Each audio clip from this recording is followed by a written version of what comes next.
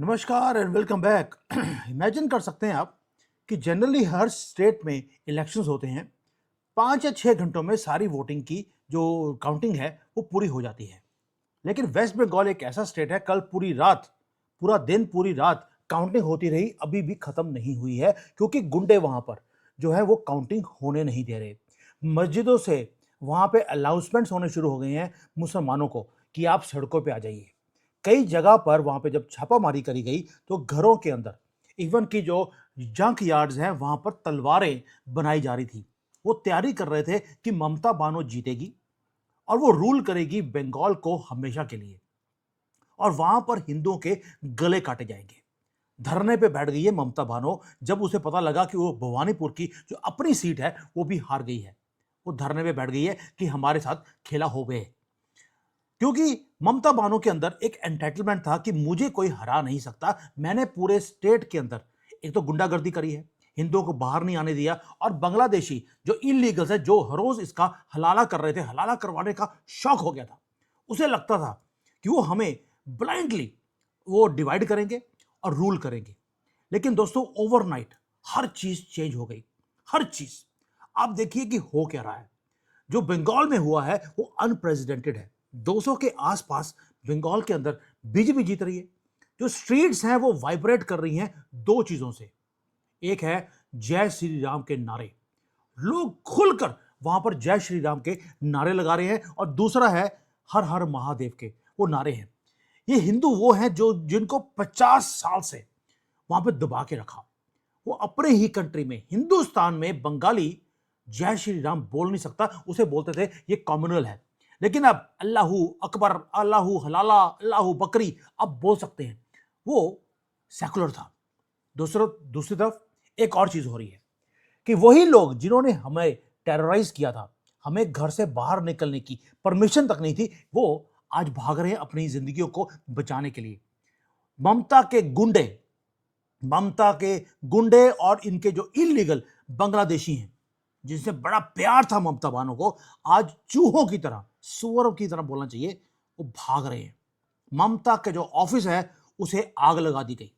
अब आप बोलेंगे ममता के ऑफिस को आग लगाई किसने?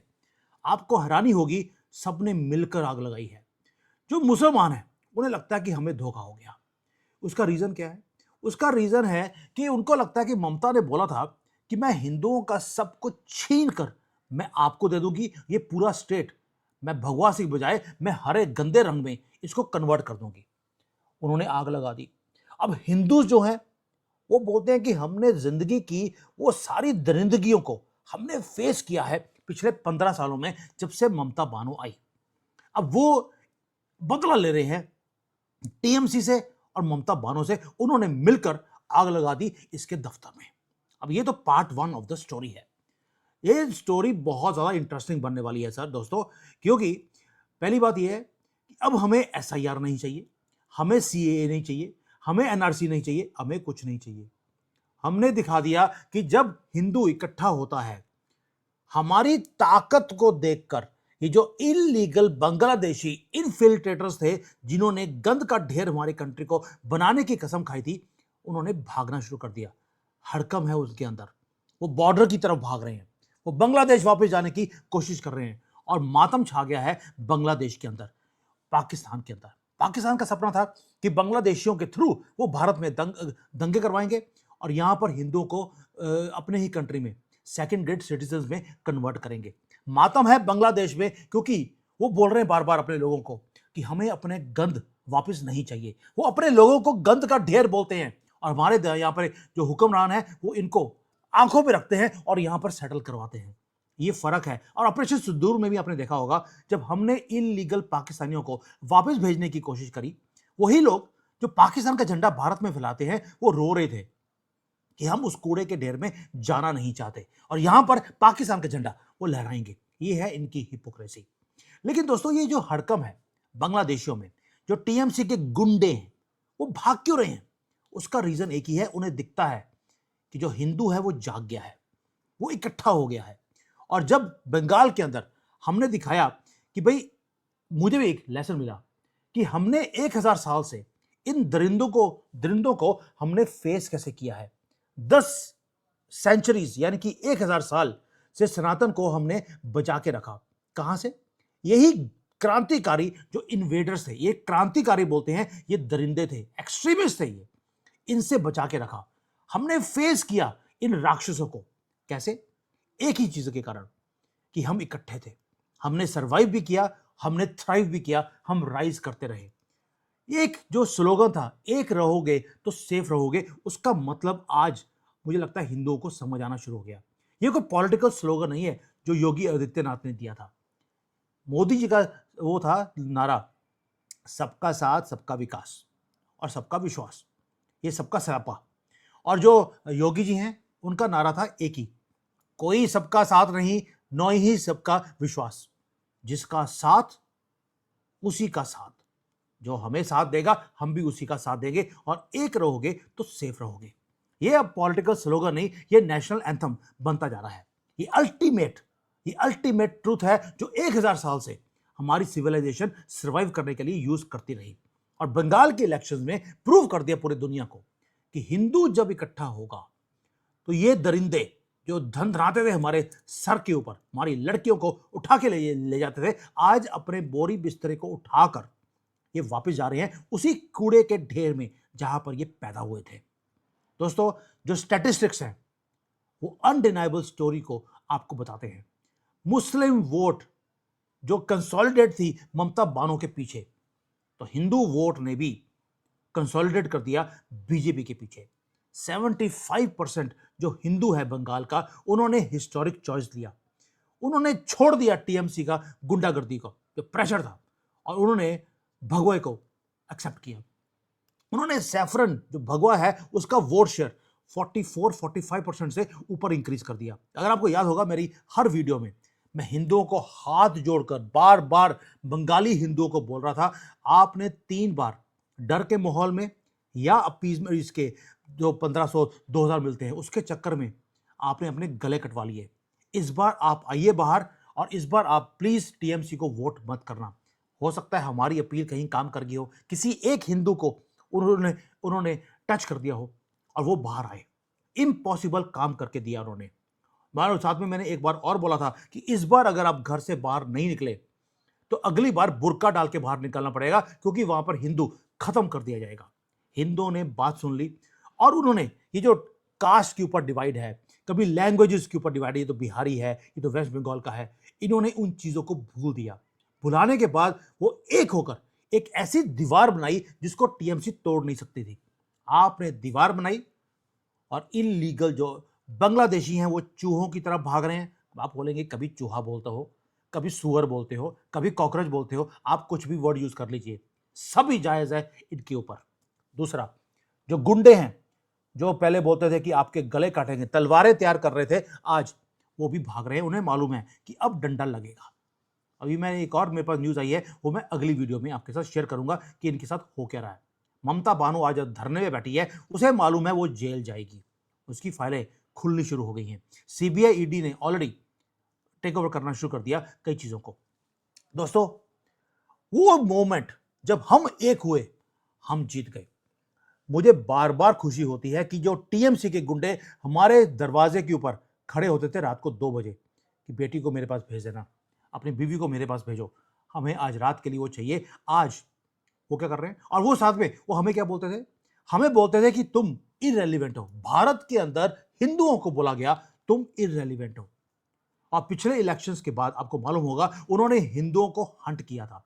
उनकी लड़कियों को, जो मैंने पहले बताया आपको, उनको रात के अंधेरे में उठा के लेके जाते थे, और बाप को बोला जाता था अपनी बेटी को, अपनी बीवी को हमारे घर भेज देना, जब हमारा मन भर जाएगा हम वापस भेज देंगे। और उस बाप को, उस हस्बैंड को अपनी बीवी को भेजना पड़ता था, उनके पास चॉइस नहीं थी। दोस्तों, इन लोगों को फोर्स किया गया इस दरिंदगी के थ्रू कि अपने घरों को, अपनी जमीनों को वो छोड़ के चले जाएं। वो छोड़ के चले गए, और दरिंदों ने हर चीज को टेक ओवर कर लिया। इनको लगा कि इन्होंने हमारी स्पिरिट को तोड़ दिया, इन दरिंदों को। लेकिन वो भूल गए हम ये सारी चीजें 1000 साल से हम सहन कर रहे हैं, और इसका मुकाबला भी कर रहे हैं। और अब वो जो टेबल्स हैं वो वायलेंटली टर्न्ड हो गए। अब आप बोलेंगे वायलेंटली का मतलब क्या है? वायलेंटली इसलिए, ये कर्मा है जो हमारे साथ हुआ, अब हम वापस वही काम इनके साथ भी करेंगे। उसके दो रीजंस हैं। एक, सेंटर में हमारी गवर्नमेंट है, स्टेट में गवर्नमेंट आ गई। दूसरा, जो सेंट्रल फोर्सेस हैं उन्होंने एक्टिवली जो ये दंगाई हैं, इनके जो नेटवर्क्स हैं जमीन के ऊपर, उसे डिसमेंटल करना शुरू कर दिया। और भाई जब तो टीएमसी की गवर्नमेंट थी तब उन्होंने डंडा मारने से वो पीछे नहीं हटे, अब तो गवर्नमेंट ही उनकी आ गई है। वो छोड़ देंगे ऐसे जो सीआरपीएफ वाले हैं? और सीआरपीएफ रिपोर्ट करती है अमित शाह को। इसलिए टीएमसी के जो ऑफिसेज हैं उनको आग लगानी शुरू कर दी, क्योंकि उसके अंदर बहुत कुछ ऐसा होगा जो उन्होंने प्लान किया हुआ था इस इलेक्शंस के बाद हिंदुओं के गले काटने कैसे हैं। क्योंकि ममता बानो, अभिषेक बनर्जी वो बार बार एक ही बात बोल रहे थे, अब हम बंगाल जीतने के बाद दिल्ली तक हम मोदी की कुर्सी को हिलाएंगे, हम भारत की सल्तनत, ये वर्ड्स मुसलमानों के हैं जो इन्होंने यूज करने शुरू कर दिए थे कि इस सल्तनत को हम हिला के रख देंगे। ममता बानो पूरी इंडी अलायंस की हेड बनने की वो प्लानिंग कर रही थी। वो सारा सिंडिकेट वो तोड़ दिया गया। एक सिंडिकेट सिर्फ उसके ऑफिस का नहीं है, उसके गुंडों का नहीं है, इसका सिंडिकेट था करप्शन का। माइनॉरिटी अपीजमेंट में सारी जो जॉब्स हैं वो इन गंदे मदरसा छाप लोगों को दे दी गई। हिंदुओं को हर चीज से बाहर रखा गया। जो इनफिल्ट्रेटर्स थे उन्हें इलीगली हर चीज को ऑक्यूपाई करने के लिए जो हमारे रिसोर्सेज थे, हमारी स्टेट, हमारी कंट्री के रिसोर्सेज, वो सारे के सारे उनके हाथ में दे दिए। बस एक ही उनके साथ प्रॉमिस था, आप वोट हमें करना, और वो वोट इनको करते रहे। दोस्तों आज वो डेस्परेटली अपने बैग पैक कर कर वो भाग रहे हैं। अब तीसरा वर्ड यूज कर रहा हूं, कॉकरोचों की तरह। ये कॉकरोच जो गटरों में पैदा होते हैं, आज उसी गटर में ये वापस जा रहे हैं, exactly where they came from. दोस्तों पहली बात यह है, उसका रीजन एक और भी है। एक तो अब हिंदू इकट्ठा हो गया, दूसरा हर मंच के ऊपर जब एक कैंपेनिंग चल रही थी तो योगी आदित्यनाथ ने एक वर्ड यूज किया था कि जब हमारी गवर्नमेंट आएगी तो हम इन घुसपैठियों को चुन चुन कर इस कूड़े के, जो इन्होंने कूड़े का ढेर बनाया हमारे कंट्री को, ये उसी में वापस भेज देंगे जहां पर ये पैदा हुए थे। ये योगी जी ने बोलना शुरू किया, उसके बाद अमित शाह ने और पीएम मोदी, इन्होंने भी उसी लाइन को पकड़ लिया। यानी कि तीनों ने बड़ा ही क्लियरली बोला था इनको छोड़ा नहीं जाएगा। और इनको मालूम है कि एक बार सेंट्रल गवर्नमेंट ने मन बना लिया, ये अब मारे जाएंगे, इसलिए डंडे खाने से पहले ये भागने शुरू हो गए। अल्टीमेटम क्लियर था। क्या दिया था अल्टीमेटम? कि 4 मई के पहले पहले आप इस स्टेट में खाली कर दीजिए जो इलीगल आए हैं, नहीं तो उसके बाद आपके डंडे पड़ेंगे मोहम्मदों के नाम के पीछे। यानी कि पिछवाड़े पे डंडे मारे जाएंगे, और डंडे पहले से पहले ही ये भागने शुरू हो गए। दोस्तों जो फायर ब्रांड लीडर्स हैं, जिन्होंने, जो हमारे बीजेपी की है, उन्होंने बार बार प्रॉमिस किया था कि वो स्वच्छ भारत की बजाय स्वच्छ बंगाल करके छोड़ेंगे, और जो क्लींजिंग है वो एक्टिवली शुरू हो चुकी है। कुछ तो वो खुद ही हमारे स्टेट को क्लीन करते जा रहे हैं, और कुछ जो हमारे सिक्योरिटी फोर्सेस खड़ी हैं उन्होंने भी क्लीनिंग करनी शुरू कर दी। दोस्तों एक और चीज है, ये तो हो गया क्लीनिंग। एक मैंने एक बंगाल इलेक्शंस में एक बड़ी अजीब सी बात देखी। वहां पे सेकुलरिज्म के बारे में बहुत लोग हैं जो बात कर रहे थे, लेकिन वो भी एक्सपोज हो गया। ये जो फेक सेकुलरिज्म है कि जब बीजेपी के पीछे पूरा हिंदू खड़ा होता है तो कहते हैं पोलराइजेशन हो गया, लेकिन अगर सारा मुसलमान कांग्रेस के पीछे या टीएमसी के पीछे खड़ा होता है तो ये बोलते हैं कि भाई ये तो सेकुलर है। ये किस तरह की हिपोक्रेसी है, ये भी एक्सपोज हो गई। और आज ये सारी हिपोक्रेसी जब खुल गई है तो टीएमसी या इनका जो इकोसिस्टम है, हमारे लिब्रांडो बिके हुए, वो अब अपने ही लोगों को, अपनी ही गवर्नमेंट को वो सेव नहीं कर पा रहे। फेस सेविंग भी नहीं है, ना ही अपने दंगाइयों को वो सेव कर पा रहे हैं। आज इनके लीडर्स, मैंने कल देख रहा था लाइव टीवी के ऊपर, इनके लीडर्स जो थे वो स्वेट कर रहे थे, शेक कर रहे थे कि अब इनका होगा क्या। उन्हें मालूम है अब डंडे पड़ने वाले हैं, जेल होगी। और जो ये बोलते थे कि हम ये पूरा का पूरा स्टेट को खा जाएंगे, आज ये खुद अपने आप को खाते हुए ये दिखाई देते हैं। दोस्तों फ्रस्ट्रेशन है इनके चेहरों के ऊपर, क्योंकि इनको पता है कि अब होने वाला क्या है। टीएमसी का जो एक स्पोक्स पर्सन है वो तो इतना ज्यादा घबराया हुआ था कि उसने गाली गलौज पे आ गया, जैसे ये हमेशा करते हैं। मैं यहां पर मुसलमानों की वाट लगाता हूं, आपको मालूम है, हर वीडियो के अंदर।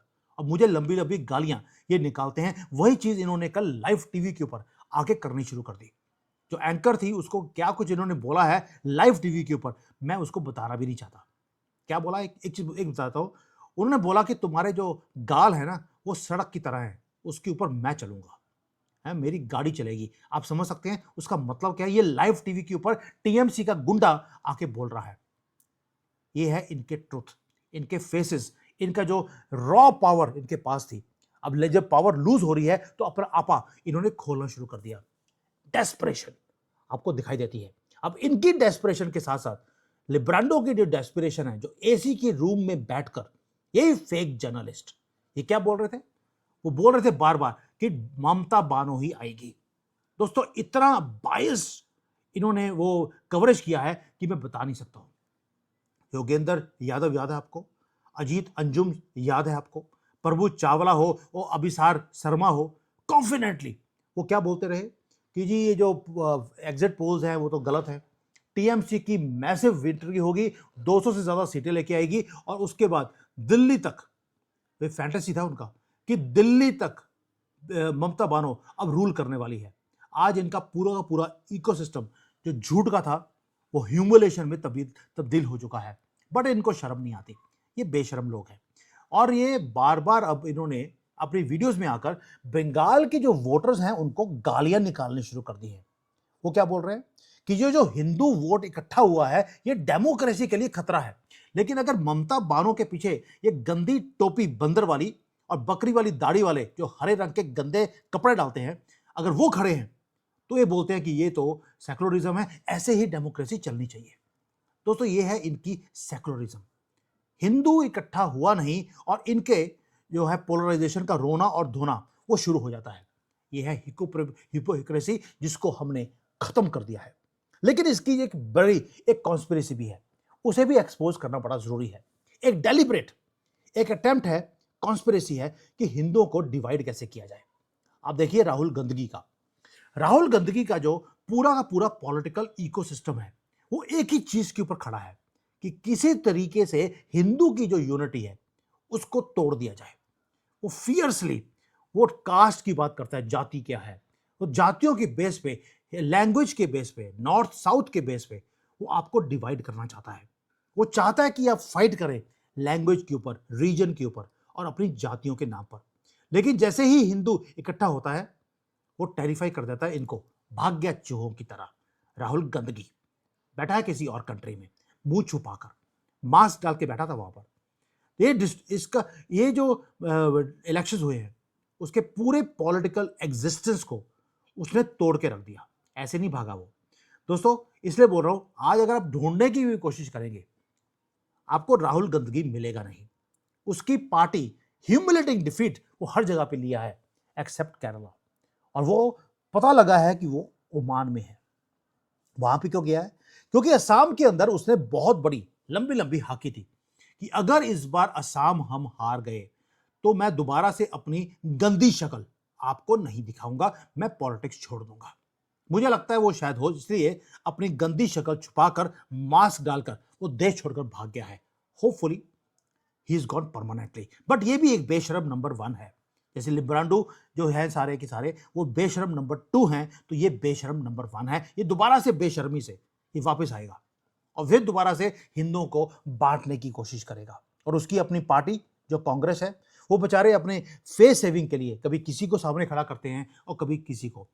वो टेरिफाइड है कि बंगाल में हुआ ये पूरी लहर हिंदुत्व की इकट्ठा होने की, ये पूरी की पूरी भारत में जाएगी। और वो पिक्चर जो है वो अनडिनाइबल है। अगर गुंडों के सामने आज बंगाल के अंदर जो बंगाली है वो जय श्री राम के नारे लगा रहा है, पत्थर बल लग रहे हैं उनको, वो और जोर से जय श्री राम का नारा लगाता है। दैट मीन्स जो ये भगवे की वेव है अब ये अनस्टॉपेबल है। 31 स्टेट्स है हमारे, 22 जगह पर एनडीए ऑलरेडी भगवाधारी हो चुका है। पूरा स्टेट्स, साउथ के कुछ स्टेट्स हैं और कुछ एक बीच में नॉर्थ के स्टेट्स हैं जो हमारे कब्जे में नहीं है, वो भी आने वाले हैं। पूरा का पूरा भारत जिसको बोलते हैं कि हमारा जो ओरिजिनल 1922 में जो झंडा था वो भगवाधारी था, उसके अंदर ओम का या किसी का निशान था, मुझे करेक्ट कर देना। लेकिन मोहम्मद गांधी ने उसको चेंज कर कर ये बीच में गंदा सा हरा रंग डाल दिया और हमारी तरक्की को हमेशा के लिए रोक दिया मोहम्मद गांधी की गलतियों के कारण। और आज हम विटनेस कर रहे हैं एक हिस्ट्री वो दोबारा से बन रही है, जहां पर जो देश भगवाधारी बनने की कोशिश कर रहा था वो दोबारा से शुरू हो गया। श्यामा प्रसाद मुखर्जी, उन्होंने अपनी लाइफ को सैक्रिफाइस किया था और तभी उन्होंने जनसंघ को क्रिएट किया था कि मुझे ये सैफरन घर रंग पूरे भारत में चाहिए। और वो शुरू कहां से किया था? बंगाल से। और आज स्टोरी श्यामराज मुखर्जी की जो है वो यहीं से शुरू दोबारा से हो गई। जो ये डार्कनेस था बंगाल के अंदर क्रिएट किया गया, विक्टिम बनाया गया हमें, वो खत्म हो गया दोस्तों। लेकिन अभी इस बैटल शुरू हुआ है। अगर आपको याद होगा, कल भी मैंने वीडियो बनाया था एक वो रीना जी के साथ। उन्होंने क्या बोला था? जीत तो आप गए हैं, लेकिन आपकी राह इतनी आसान नहीं है, हिंदुओं के गले काटे जाएंगे। वहां पे तलवारें ऐसे ही उन्होंने क्रिएट नहीं करी हैं। उन्होंने एक टेरर की मशीनरी को जो खड़ा किया है, कुछ लोग भाग रहे हैं, बाकी के वो आपको तंग करेंगे। ये हार्श वार्निंग है हर बंगाली के लिए कि आप सतर्क रहिए और इस बार उनको जवाब देना है जो उन्होंने आपके साथ किया। मैं ये नहीं बोल रहा हूं कि आप उनकी लड़कियों को उठा के ले जाइए, जैसे वो आपके रेप करते हैं वो काम कीजिए, मेरा ऐसा कोई भी मंशा नहीं है। लेकिन इस बार मुकाबला वैसे ही होना चाहिए जैसे उन्होंने आपके साथ किया, वही इनके साथ होना चाहिए। जैसे हमारे पूर्वज वो लड़ते रहे इन क्रांतिकारियों के साथ। क्रांतिकारी नहीं थे ये, एक्सट्रीमिस्ट राक्षस थे, ये जानवर थे। जैसे इनको हमने फेस किया, अब वही भाषा में इनको जवाब देना पड़ेगा। अब हमारे टेम्पल्स जिन्हें तोड़ा जाता था, हमारी दुर्गा पूजा पे जैसे हमें तंग किया जाता था, अब इनकी हैप्पी मुहर्रम पे इनको तंग किया जाएगा। तो अगर अपने धर्म को बचाना है तो अब इनके जो कल्ट है इसको भी नुकसान वैसे ही पहुंचाना चाहिए जैसे इन्होंने हमें किया। ये वहां का जो लीडर्स हैं अब उन्होंने बोलना शुरू कर दिया है। अब हमें अपनी प्रोटेक्शन के लिए खुद लड़ना पड़ेगा। जैसे बंगाली बाहर आए हैं, सीआरपीएफ हमारे साथ है, सिंघम वहां खड़े हैं, ऊपर से अमित शाह, वो कहते हैं कि एक एक को चुन चुन कर अब खत्म किया जाएगा। दोस्तों ये कोई पॉलिटिकल विक्ट्री नहीं है, सिर्फ बंगाल की जीत एक सिविलाइजेशनल विक्ट्री है। हमने एक्टिवली अपनी जमीन को वापस लिया है, हमने देश को बचाया है। आज ये बंगाल की जीत अकेली जीत नहीं है। ये जो इलीगल्स भारत के अंदर आकर हमारी ही जमीनों को इन्होंने हड़पा था, क्योंकि ये कभी भी कोई चीज को खरीदते नहीं है। गवर्नमेंट ने फ्री में राशन देना शुरू किया, 3-3 आधार बना लिए और उससे 3 गुना ज्यादा ये राशन लेके जा रहे हैं। जमीनें हमेशा इलीगली ये ऑक्यूपाई करते हैं, या हिंदुओं की या गवर्नमेंट की। और सबसे पहला काम करेंगे, वहां पे गंदी सी एक मस्जिद को खड़ा कर देंगे और उसके बाद उसके आसपास कॉकरोचों की तरह ये मल्टीप्लाई करना शुरू करते हैं मस्जिद के नाम पर। ये सारा कुछ अब आपको चेंज करना पड़ेगा। ये हिंदू, वहां की गवर्नमेंट और वहां की जो फोर्सेस हैं, ये मिलकर वो काम करेंगी। सनातन का रिस्पॉन्स साइलेंट होता है, लेकिन होता है जबरदस्त। अब जो इलीगल्स हैं वो आपकी जमीन को ऑक्यूपाई नहीं कर सकते और जो किया है वो वापस लेना है। ये डिमांड है मेरी भी और वहां के हिंदुओं की भी। प्लीज हिंदुओं, डोंट फॉरगेट ये जो लेसन दिया है बंगालियों ने, क्या एक रहोगे तो सेफ रहोगे और डिवाइड होगे तो आपके गले काटे जाएंगे। जैसे पिछले 15 साल में ममता बानो ने, राहुल गांधी ने डिवाइड कर कर आपको यूज किया। और ये जो लिब्रांडो मीडिया है जो हर रोज झूठ बोलता है आपको कि अगर आप इकट्ठे हो गए तो ये तो सेक्युलरिज्म का कत्ल हो जाएगा। ये पूरा का पूरा जो करप्ट इकोसिस्टम है उसको जैसे बंगाल ने कोलैप्स किया है, वैसे ही पूरे भारत में मैं तो एक्सपोज करता रहूंगा, मैं हटने वाला नहीं हूं। और दोस्तों ये जो ब्रांड है न्यू चैप्टर ऑफ भारत, उसको शुरू किया है बंगालियों ने, जहां पर हम अपोलोजाइज तो करते नहीं कभी भी। सनातनियों ने कभी अपोलोजाइज नहीं किया और दूसरा सनातनियों ने कभी क्यूआर कोड लगाकर भीख नहीं मांगी। ये सिर्फ वही बिका हुआ हिंदू है जो ये काम करता है घटिया वाला। एक चैप्टर है डिक्टेशन देने का, जो हम अब अपने फ्यूचर को खुद अपने हाथ में रखेंगे। ये गुंडे हमें नहीं बताएंगे कि हम अपने देश में किस तरह से रहेंगे और कौन जीतेगा और कौन हारेगा। अब इनकी जो यूनिटी, उनकी अगर यूनिटी, ये जो क्रांतिकारी जिसको बोलते हैं या जिनको ये हरे रंग के गंदे से रंग के कपड़े डालने वाले, अगर उनकी यूनिटी है तो हमारी भी यूनिटी अब हमारे हाथ में है। एक रहोगे तो एक सेफ रहोगे। अब आपको समझ आएगा कि ये अल्टीमेट ट्रूथ है हमारी एग्जिस्टेंस का। इसको होल्ड करके रखिए, उसके बाद आपको कोई हरा नहीं सकता और आपको कोई दबा नहीं सकता। ये आपने बंगाल में आपने देख लिया। आई होप यू अंडरस्टैंड कि जो बंगाल ने दिखाया है ये बहुत बड़ा एक चैप्टर है। 1000 साल की हिस्ट्री आपकी आंखों के सामने उन्होंने लगा के रख दी। ऐसे नहीं है आई ममता बानो के ऑफिस को उसी के गुंडे आग लगा रहे हैं और वो गुंडे भाग रहे हैं क्योंकि आप एक हो गए हो। ऐसे और जो बांग्लादेश और पाकिस्तान है, आज मातम मनाया गया है। उन्होंने पटाखे रखे हुए थे वहां पर, आपको जलाने के लिए उन्होंने पटाखे चलाने थे। आज वो पटाखे उनके पिछवाड़े में डालकर आपने आग लगा दी है। थैंक यू, जय हिंद एंड वंदे मातरम।